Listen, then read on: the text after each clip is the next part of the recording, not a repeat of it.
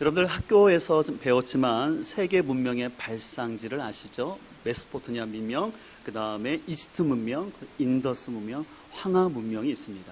근데 이들 문명의 공통점이 있는데 하나같이 강을 중심으로 문명이 발전했다는 것입니다. 그래서 각 나라도 보면요, 수도는 주로 강을 끼고 있는 것을 볼 수가 있습니다. 그래서 그 강을 중심으로 해서 경제와 문화가 발전하는 것을 볼 수가 있습니다. 그래서 강은 한 나라의 식수원이면서 또한 경제의 기반으로서 애부터 치수를 잘하는 것이 지도자의 중요한 덕목 중에 하나였습니다. 오늘날도 마찬가지입니다. 이 강은 참 중요해서요, 하다못해 아파트를 구입하더라도 강 쪽에 보이는 조망이 있으면 같은 단지일지라도 굉장히 비싸다는 것을 우리가 잘 알 수가 있습니다. 근데 강은 이런 세상적인 관점에서 뿐만 아니라 우리가 신앙적인 차원에서도 우리가 아름답고 풍성한 열매를 맺으려면 이 강이 주는 교훈들을 우리가 잘 살펴볼 필요가 있습니다. 그래서 오늘부터 아름다운 인생 축복의 강이라는 시리즈 설교를 통해서 저는 우리 성도님들과 함께 과연 성경에서 말하는 축복된 인생이란 무엇인지, 그리고 그렇게 우리가 축복된 인생을 살기 위해서 우리가 어떻게 해야 될지 하나님이 주시는 은혜를 함께 나누고자 합니다. 바라기는 이번 한 달을 통해서 여러분의 인생이 더욱더 아름답고 축복된 인생 될 수 있기를 소망합니다. 오늘 본문을 보게 되면 에덴 동산에 흐르는 4개의 강이 나옵니다. 비손강, 기혼강, 히데겔이라고 하는데요, 히데겔은 오늘날로 티그리스 강을 말합니다. 그 다음에 유브라데 강이 나옵니다. 근데 이 티그리스와 유브라데 강은 지금도 있어요. 근데 이 비손과 기혼강은 어디 있는지는 모릅니다. 근데 여러분, 에덴 동산에 4강이 나오는데요, 여러분들 이 4강을 쉽게 여러분들 애우는 방법이 있는데요, 이렇게 애우시면 좋아요. 에덴컵 4강 경기가 있었거든요. 근데 그 결과가 어떻게 된지 아십니까? 충청도 버전으로 비기대유. 한번 따라 할까요? 비기대유. 예. 첫 글자인데 그 히데겔의 대에서 따온 거예요. 그래서 그 에덴의 4강이 비기대유라고 이렇게 외우시면 도움이 될 것 같습니다. 오늘 11절에 보면 비손강이 나오는데요, 이 비손강의 뜻은 쏟아져 나오는 물이 넘치다라는 뜻이고요. 기온강은 넘치다, 또 히데겔은 빠름, 그 다음에 유브라데는 단물이라는 의미가 있습니다. 그래서 이를 종합해 보면은 이 에덴에서 나오는 4개의 강은 풍성한 강수량을 가지고 땅을 그림지게 하고 또 힘있는 모습으로서 단맛을 주는 강이라고 얘기하고 있습니다. 이런 에덴에서 나오는 4강의 모습은 우리들의 아름다운 인생을 위해서 또한 귀한 축복의 요소들로 등장하는 것을 볼 수가 있습니다. 여러분들은 축복의 기준, 또 어떤 것이 그 축복의 조건이라고 생각하십니까? 이 축복을 현대적으로 말한다면 성공이라고 말해도 어렵지 않을 것 같아요. 그럼 무엇이 여러분들을 성공이라고 생각하시는지요? 우리는 누군가가 성공을 했다 하면 다른 사람보다 빠르게 승진을 하거나 부자가 되고, 아니면 또 자녀의 앞길이 잘 열려졌을 때 저 사람은 참 축복을 받았고 성공했다라고 이야기를 합니다. 그런데 이런 개념은요, 굉장히 물질적이고 상대적인 것을 알 수가 있어요. 여러분들의 물질적인 것이 성공의 기준이라면 여러분들 아시는 것처럼 왜 대기업의 그 자녀들이 자살을 하거나, 또 아니면 유명하고 돈이 많은 연예인들도 우울증이나 공황장애에 걸리는 것을 보면 결코 물질이 많다고만 해서 또 행복하다라고 또 성공했다라고 말할 수는 없다라는 것이죠. 또 이 세상에서 말하는 그 성공의 기준 중에 하나는 뭐냐면 그 치열한 경쟁을 뚫고 좋은 대학, 그리고 높은 연봉을 받으면 그 사람은 성공했다고 말합니다. 그러나 이런 세상적인 기준은 뭐냐면요, 소수만이 그 성공의 기쁨을 누릴 수 있다는 거예요. 예를 들어서 10명의 사람이 있으면 한두 명만 그 어려운 대학을 통과하고 또 높은 연봉을 받고, 나머지 사람들은 뭐냐면 실패자가 되고 패배자가 된다는 것입니다. 그래서 이런 세상적인 성공의 기준을 가지고는 참된 행복, 성공을 말할 수는 없다라는 것이죠. 그래서 우리가 아는 것처럼 행복은 어떤 순위 아니라고요? 성적 순위 아니라는 말이 나오는 이유가 있습니다. 그러나 안타깝게도 우리가 살아가는 이 세상은 철저히 학력과 또한 물질과 높은 연봉에 따라서 성공을 평가하는 시대가 되었습니다. 아니면 자신의 힘으로 성공할 수 없다 보니까 흔히 성공한 사람 옆에 인맥과 여러 가지 방법을 통해서 자신의 또 성공을 추구하려는 사람들이 있는 것을 우리가 볼 수가 있습니다. 그렇다면 성경에서 말하는 축복, 성경에서 말하는 진정한 성공의 의미는 무엇일까요? 그것은 먼저 우리는 하류가 아닌 발원지와 연결된 삶이 축복이라는 것입니다. 오늘 보면 10절에 보면 이렇게 말씀하고 있습니다. 강이 에덴에서 흘러나와 동산을 적시고 거기서부터 갈라져 내 근원이 되었으니 라고 말씀하고 있습니다. 우리는 흔히 에덴 동산하면 아주 아담한 정원 같은 곳으로 생각하는데요. 근데 창세기 2장 8절을 보게 되면 에덴은 동방이라는 지역을 말하는 거예요. 동방에 있는 에덴이 있고 그 안에 동산을 만들었다라는 것입니다. 쉽게 말해서 에덴이 훨씬 넓은 개념이고 그 안에 조그만 동산이 있다는 것입니다. 근데 중요한 것은 오늘 10절을 보게 되면 강이 어디서 흘러나왔다라는 겁니까? 예, 바로 발원지가 되는 에덴에서 흘러나와서 어디를 적셨다고 그랬어요? 동산을 쭉 적신 다음에 거기서부터 갈라져서 내 강이 흘러갔다라고 말씀을 하고 있습니다. 여러분, 참고로 우리나라의 대표적인 강이 한강인데, 여러분 한강의 발원지가 어딘지 아시나요? 아시는 분들도 있겠지만 태백에 있는 검융소라는 곳입니다. 지금 저것이 바로 검융소인데 저기서 물이 솟아납니다. 저기서 솟아난 그 지하수가 한강이 시작점이 되는데 저기서 시작된 조그만 강이 정선, 또 평창, 또 단양, 또 이렇게 충주를 지나면서 한 38개의 도시를 거치게 됩니다. 그리고 쭉 흘러오다가 여러분들이 양수리 아시죠? 바로 양수리에서 북한강과 만나는 것이에요. 그러면서 한강을 이루게 됩니다. 그래서 그 물이 끝까지 이제 황해까지 흘러가게 되는데 514km, 서해까지 514km를 쭉 가게 됩니다. 근데 중요한 것은 검융소라는 그 발원지에서 시작돼야지만 이 물이 갈 수 있다는 것이죠. 그래서 모든 강에는 다 지류가 있어요. 그러나 지류보다 더 중요한 것은 뭐냐면 발원지라는 것입니다. 이런 차원에서 에덴 동산에서 흘러나오는 내 강의 발원지는 에덴이라는 것입니다. 에덴이 없다면 이 강은 절대 흘러나올 수가 없다는 것이에요. 바로 이 말은 이 강이 흘러나오는 에덴이 우리 삶의 모든 출발점이고 하나님은 거기서 우리의 삶을 터전을 잡고 우리가 살 수 있도록 모든 것을 준비하셨습니다. 그렇다면 여러분들, 에덴은 어떤 곳인가요? 에덴의 뜻은 여러분 아는 것처럼 기쁨, 즐거움, 희락이라는 것입니다. 그래서 어떻게 보면 이 에덴은 오늘날 우리가 추구하는 사람들이 축복이라고 생각하는 모든 것이 있어요.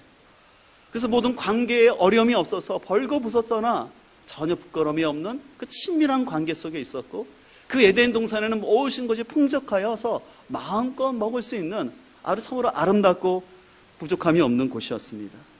그런데 왜 이런 축복의 장소인 에덴을 잃어버렸습니까?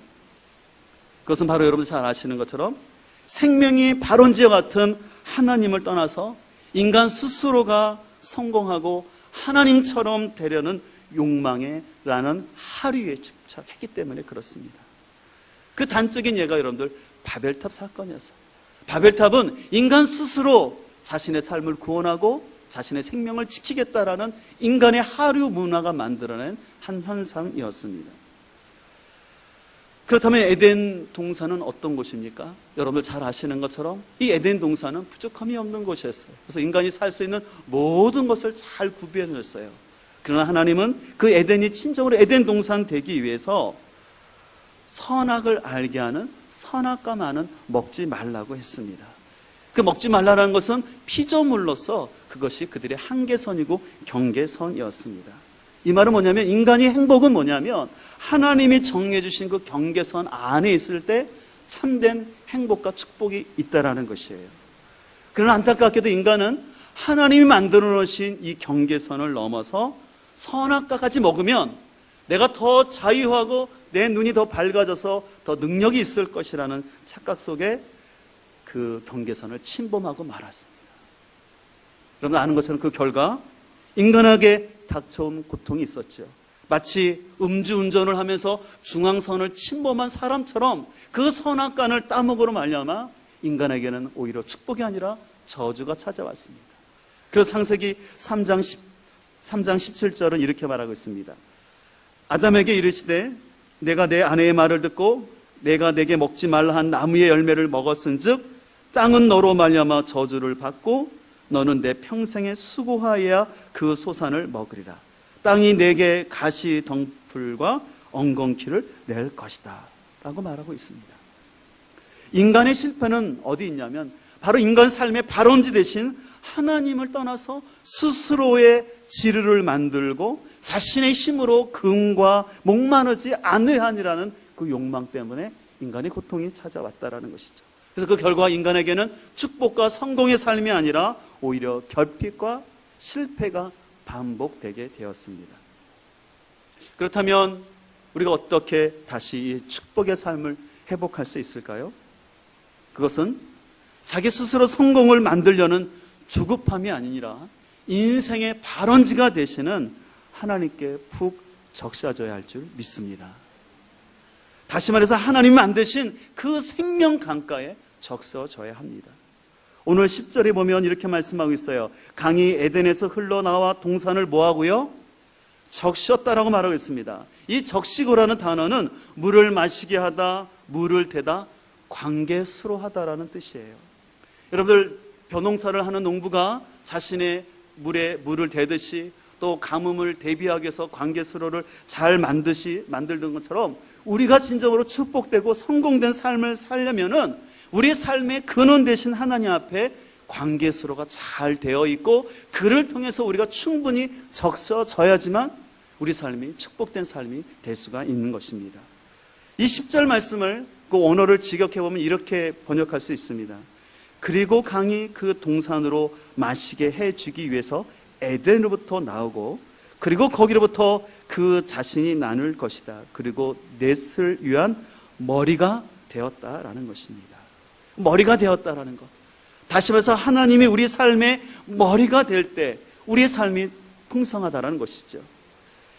에덴에서 발원한 강들은 절대 머리 대신 하나님을 잃어서는 안 되고 그리고 인생의 가뭄을 이겨낼 수 있는 관계 수로를 통해서 그 삶이 충분히 적셔져야지만 그 삶의 열매가 있다는 것입니다. 여러분들은 어떻습니까? 여러분들이 신앙생활하면서 짧게는 5년 이내에 하신 분들도 있고 어떤 분들은 10년 또 20년 신앙생활 하신 분들이 있을 거예요. 한번 여러분 스스로를 한번 여러분들 신앙생활을 봤을 때 여러분의 삶이 예수님 믿으신 다음에 과연 축복되고 성공된 삶을 살고 있다라고 평가하시나요? 여러분 한번 스스로 한번 질문을 해보세요. 과연 여러분들이 나는 예수님 믿은 다음에 내 삶이 참으로 축복되고 성공적인 삶을 살고 있는가?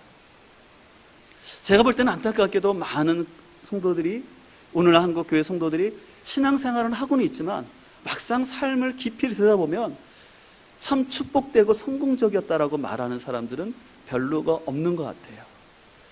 그럼 저는 목회자로서 왜 그럴까? 이렇게 신앙생활을 왜 5년도 아니고 10년, 20년 했음에도 불구하고 삶의 변화는 없고 그저 그렇게 그냥 교회만 나오는 신앙에 머물고 있을까?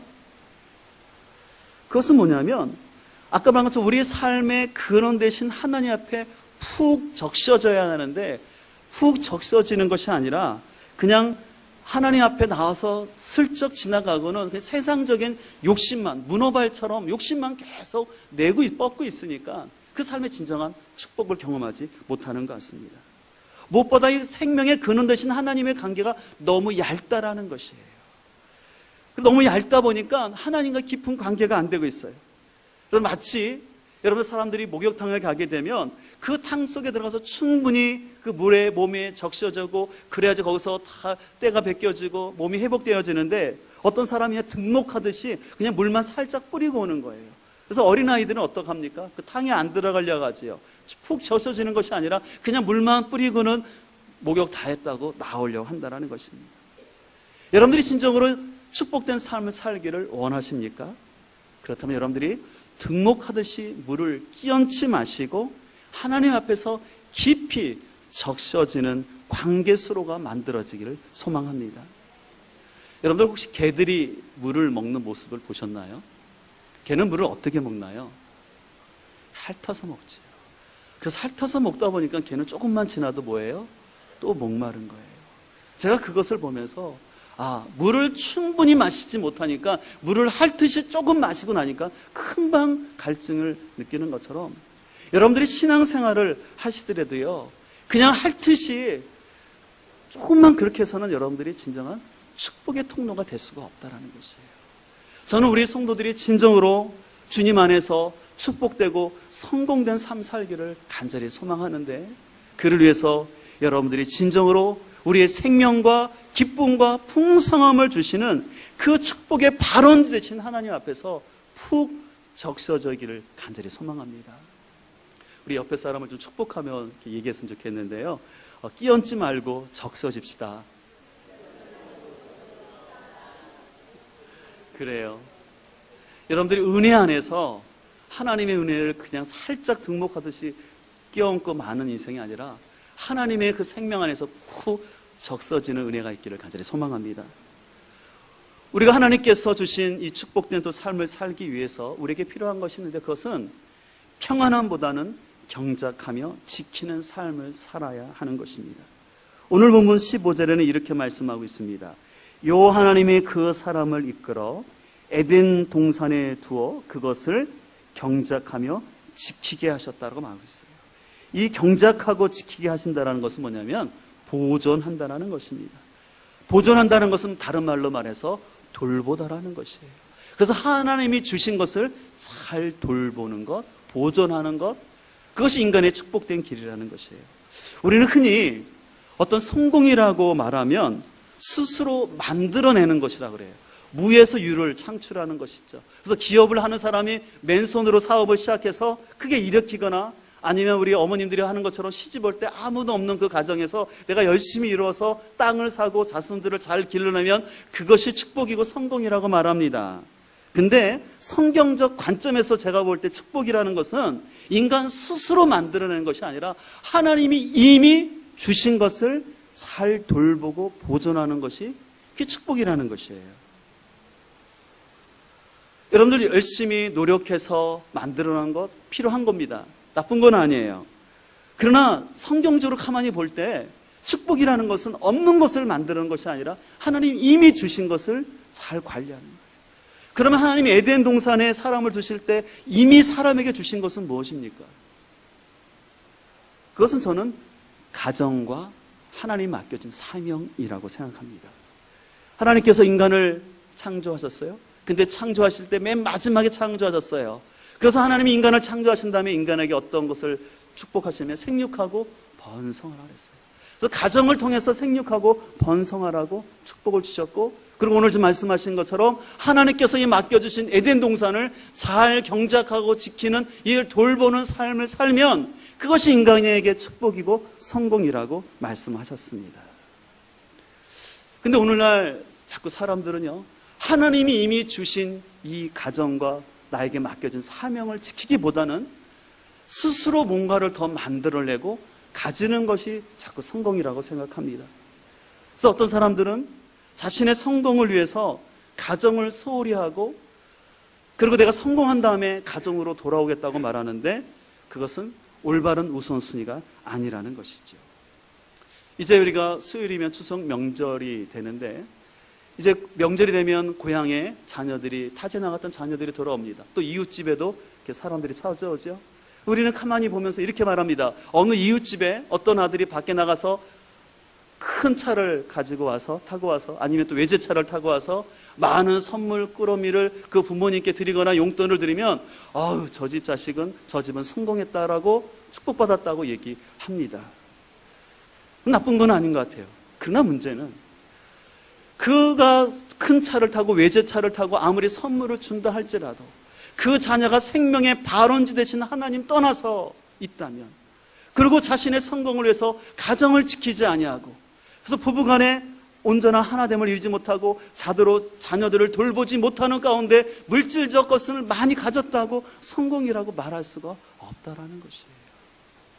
진정한 성공은 하나님이 짝지어 주신 이 부부의 사랑을 소중히 여기고, 그리고 그 사랑의 결과로 하나님이 주신 생명인 우리 자녀를 말씀 안에서 잘 길러내고 부모와 소통하면서 믿음의 가정을 세우는 것, 이것이 하나님께서 주시는 큰 축복임을 우리는 꼭 기억해야 될 줄 믿습니다. 하나님이 이미 우리에게 가정이란 축복을 주셨음에도 불구하고 내 가정에 소홀히 하면서 밖에 나가서 물질적인 것들, 세상적인 가치로 축복을 받고자 하는 것은 올바른 우선순위가 아니라는 것이죠. 그런 의미에서 저는 특별히 유아실에서 아이들을 돌보기 위해서 애쓰고 있는 우리 어머니들을 마음껏 축복하고 싶어요. 지금 우리 유아실에서 우리 아이를 키우는 이때의 어머니들 참 힘들어요. 그래서 산후 우울증도 발생해서 안타까운 소식도 들리기도 하지만 실은 어떻게 보면 근데 여러분들 입장에서는 그게 힘든 것 같지만 실은 그것이 굉장히 여러분 축복된 일을 하고 있는 거라는 거예요. 나에게 주신 그 자녀를 가장 큰 사랑으로 힘들지만 가장 미성숙한 그때 그 아이들에게 나의 시간과 에너지를 온전히 주어서 그 아이를 하나님의 사람으로 잘 길러낸다면 그것이 바로 축복된 삶이요 성공된 삶이라는 것입니다.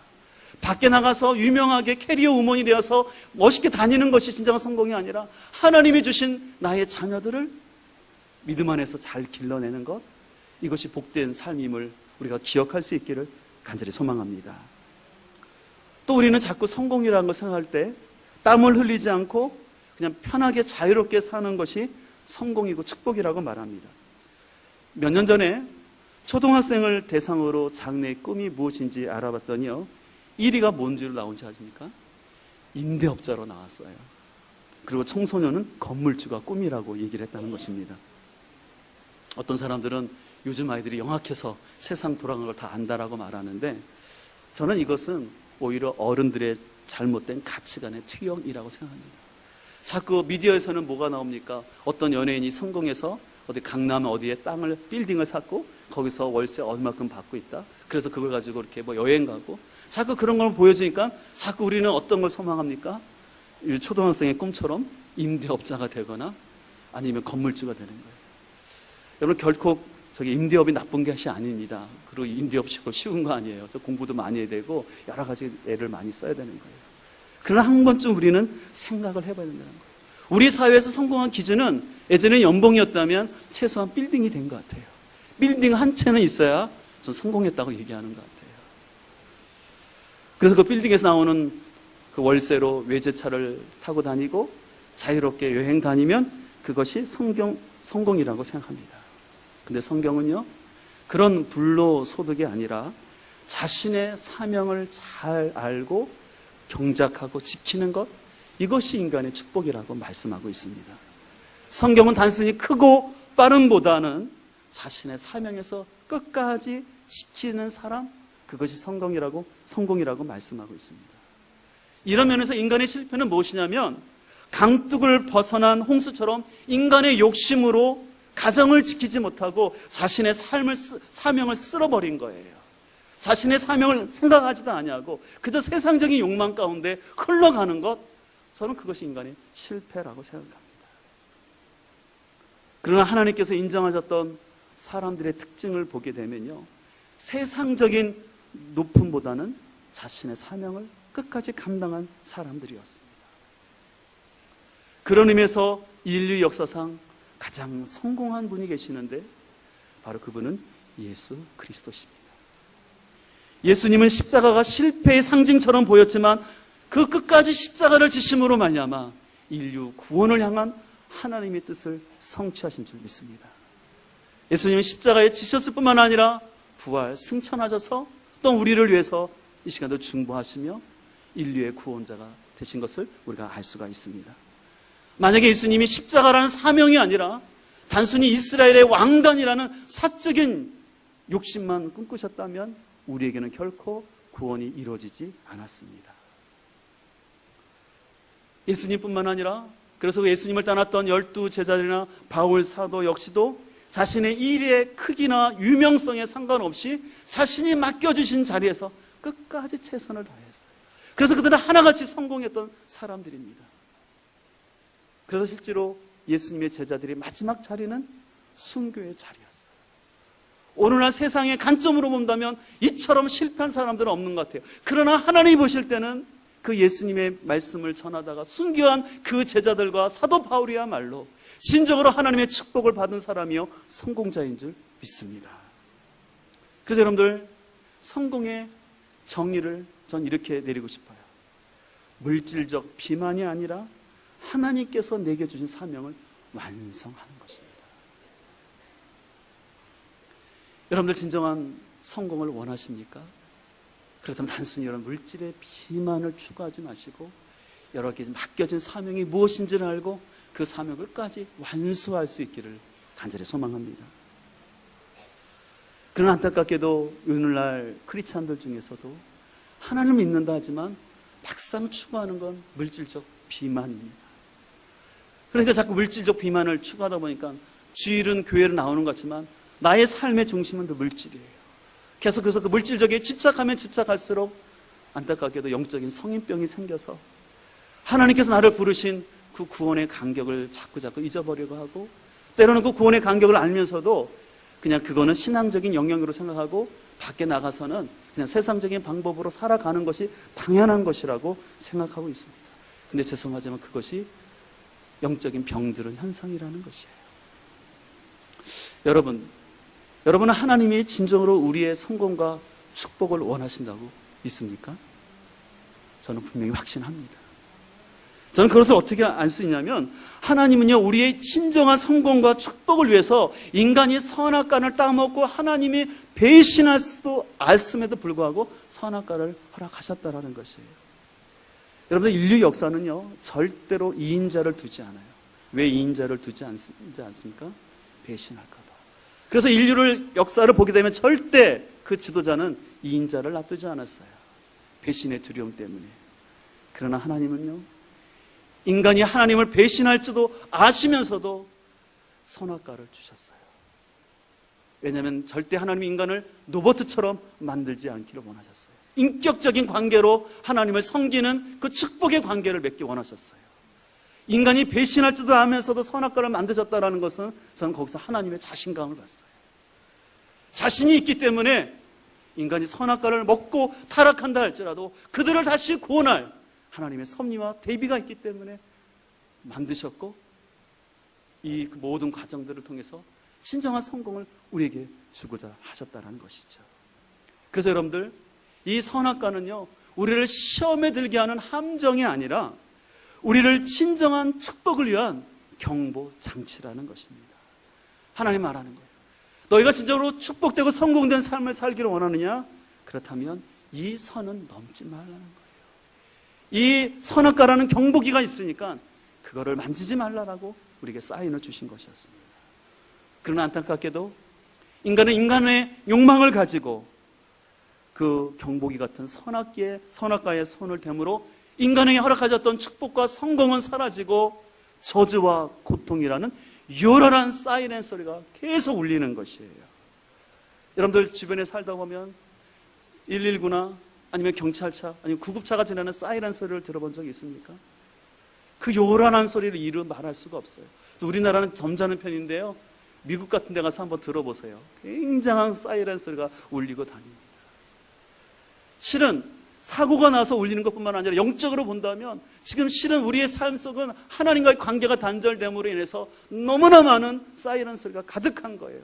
그 사이렌 소리의 현상들이 뭐냐면 관계가 원만하지 못하고, 그래서 하나님의 사랑으로 짝지어진 부부 안에서 갈등하고 극단적인 생각을 하게 되고, 하나님은 결코 우리를 궁핍하게 살기를 원치 않으시는데 자꾸 물질이 새어나가고 풍요가 없는, 그래서 더 악해지고 더 많이 가지려는 이 현상들이 그냥 있는 것이 아니라 여러분의 삶 가운데 일어나고 있는 요란한 사이렌 소리라는 거예요. 그런데 그 요란한 사이렌 소리를 끄고자, 그리고 에덴을 회복하고자 오신 분이 예수 그리스도십니다. 예수님이 끝까지 십자가에서 피 흘려 주심으로 말미암아 죽음과 저주라는 그 요란한 사이렌 소리를 잠잠케 하여 주셔서 우리에게 평안을 주신 줄 믿습니다. 여러분들 마음속에는 십자가가 주시는, 십자가의 강물이 주시는 평안함이 있습니까?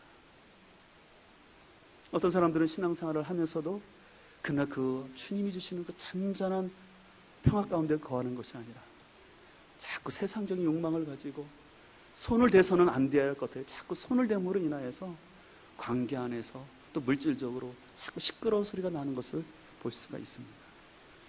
예수님께서 요한복음 4장 13절에서 이렇게 말씀하셨습니다. 예수께서 대답하여 이르시되 이 물을 마시는 자마다 다시 목마르느니라. 내가 주는 물을 마시는 자는 영원히 목마르지 아니하리니 내가 주는 물은 그 속에서 영생하도록 솟아나는 무엇이 되리라? 샘물이 되리라. 우리의 진정한 성공과 축복은 예수님 안에 있습니다. 우리는 예수님이 주시는 그 말씀을 먹어야지만 우리 삶에 하나님이 약속하신, 계획하신 에덴이 회복되게 됩니다. 그러면서 예수 그리스도가 우리의 삶의 에덴입니다. 여러분들 진정한 축복과 성공의 삶을 살기를 원하십니까? 그렇다면 예수 그리스도 앞에 나가야 합니다. 그리고 그 말씀에 순종해야 됩니다. 그 말씀을 들을 때, 그리고 그 말씀이 여러분의 가정 가운데, 심령 가운데 말씀이 되어져야 합니다. 그리고 하나님이 우리에게 주신 이 가정과 교회 공동체의 소중성을 알고 이 가정과 교회를 지켜나갈 때, 그리고 그 지켜나갈 때 내 힘으로 할 수 없기 때문에 예수 그리스도께 관계수로가 되어서 예수님이 주시는 그 말씀으로 우리의 가정과 교회가 채워질 때 거기가 축복의 공간이 되고 그 성공의 터전이 되어야 할 줄 믿습니다. 그러나 안타깝게 오늘날 신앙생활하는 분들은요, 주일에 와서는 하나님께 물을 대는 것 같아요. 그리고 예배가 끝나고 나가서는 어디서 물을 대려고 합니까? 이 세상의 물을 자꾸 대서 내 심령과 내 가정의 논을 혼탁하게 하고 있어요. 농사를 잘 짓는 농부는요, 절대 자신의 논에 나쁜 물이 들어오지 않도록 잘 관리하는 것입니다. 나쁜 물은 빼내고 좋은 물을 대는 것이죠. 그래서 저는 여러분들이 진정으로 축복되고 성공된 삶을 살기를 원하신다면 여러분의 심령과 가정 가운데 하나님의 말씀이 충분히 적셔질 수 있도록 물을 잘 대고 관리해 나가기를 소망합니다. 주일만 와서 예배드려서 그냥 물을 대려고 하지 마시고, 그리고 세상 나가서 또 세상의 물질, 또 세상의 쾌락, 또 세상의 명예라는 그것을 자꾸 하니까 생명이 자랄 수가 없는 거예요. 좀 여러분들이 좀 솔직히 여러분의 삶을 좀 건전하게 비판을 했으면 좋겠어요. 내가 10년, 20년 신앙생활 했는데 내가 그냥 그 모습이라면 뭔가 좀 방향 전환을 해야 되지 않아야겠습니까? 제가 저희 아들과 이런 얘기를 했는데 수업 시간에 이런 얘기를 교수님이 질문했대요. 예수님을 믿는 사람과 믿지 않는 사람의 차이점이 무엇이냐? 사람들이 여러 가지 대답을 하더래요. 근데 그 대답들이 너무 추상적이고 좀 핵심을 못 찌르고 있더래요. 그럴 때 교수님이 이런 얘기를 하다.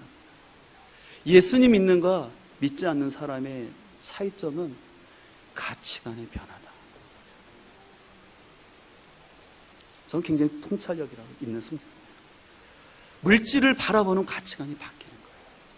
시간을 바라보는 가치관이 바뀌고 사람을 바라보는 가치관이 바뀌게 됩니다. 가치관이 변하지 않으면요, 죄송하지만 여기 앉아서 예배드리는 우리나 저 산에 올라가고 있는 사람이랑 똑같은 거예요, 실은.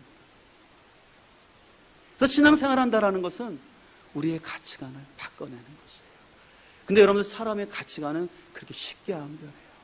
그래서 우리가 하나님의 말씀을 끊임없이 내 안에 되어져야지만, 그래서 충분히 적셔져야지만 우리 삶의 열매가 나타나는 거예요. 이번에 우리가 도서관을 개관하면서 우리 교회 앞에 있는 화단에 나무들을 뽑아서 이식을 할 때 우리 강동훈 목사님 화분에 물을 담은 다음에 그냥 물을 담는 거 끝나지 않고 쇠꼬챙이로 계속해서 눌렀어요.